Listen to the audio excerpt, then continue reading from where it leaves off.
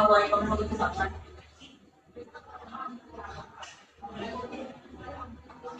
Tapos na, ating arrangement.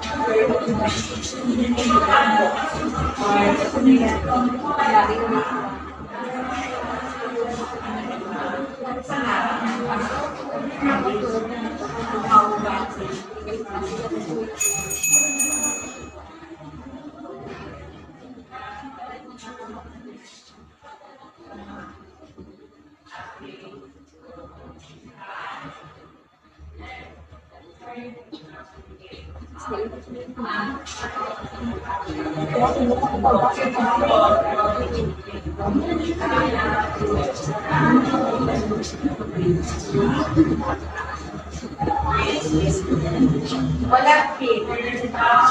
Walang piling or tapos na. Basta. How about count and tapos na. Very good. Kailangan mag-end.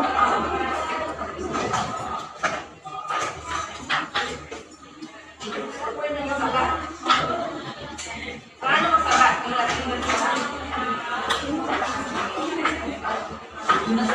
Rule number 4. Ano yun sa rule number?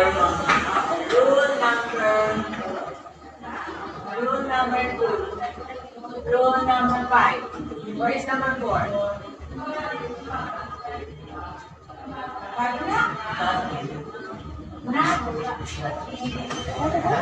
Okay, rule number 4. Okay?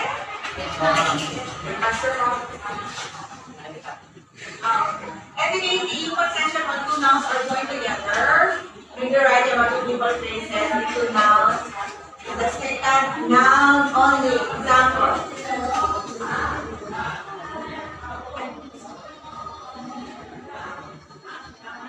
Si Jack and Jill ang tanong.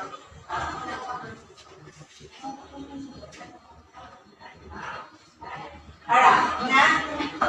Jack and Jill. Nila kasi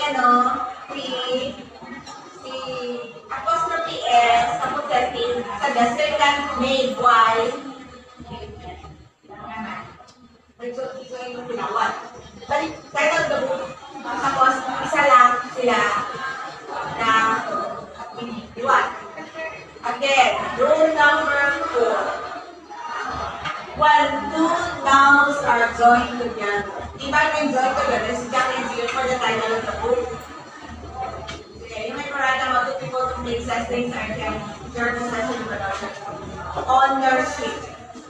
The ownership here is the story. The title of the story. Jack and Jill's story or the title of the book. Jack and Jill's story. Jack and Jill's book. Immediate possession only once, and then the second apostrophe S, the second noun only. So Jack and Jill at the back. Ito si Beanstalk. Kaya ito po. Jack and the Beanstalk. Okay. Rule number 5. And the giving possession when two nouns are joined and are separate. Separate na. Lucy's and Britney's dressing room. Siyempre, lalaki si Lucy, babae si babae si Lucy, lalaki si Ricky, magkaiba sila sa dressing room or bedroom. Lucy's and Ricky's bedroom.